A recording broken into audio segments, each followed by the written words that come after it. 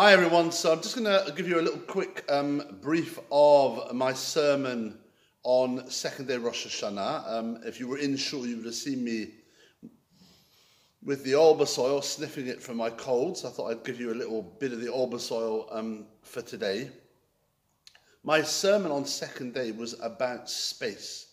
What I was saying was that now in our lives, in our last 40 years, the individual spirit has become greater.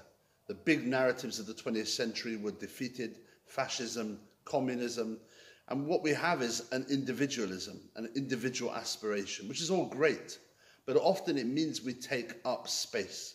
We have larger space, larger living, we have larger demands, the consumer demand, the need for growth, the often obsession with economic growth is so important now.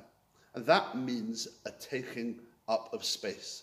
And I brought two Jewish sources. One, an argument between the schools of Hillel and Shammai 2,000 years ago.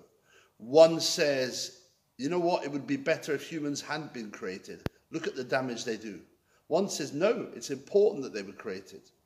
They disagree for 2.5 years, and at the end of that, they agree, you know what, you're right, it would have been better had we not been created.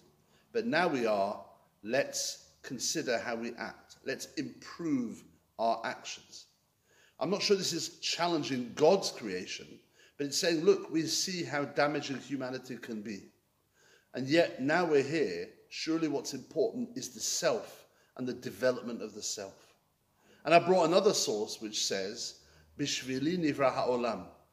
We're all taught to say, says the Talmud, for me the world was created. And that can be hubris. It can be seen to be arrogance. I could go one of two ways. I can measure the world by me, or I can look at myself as a mini world that can offer much to make the world outside better.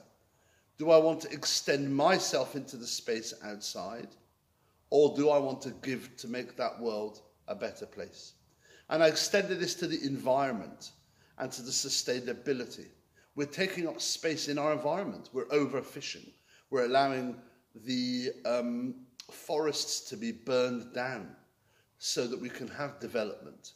So much of this is about space and how we use the space of our world.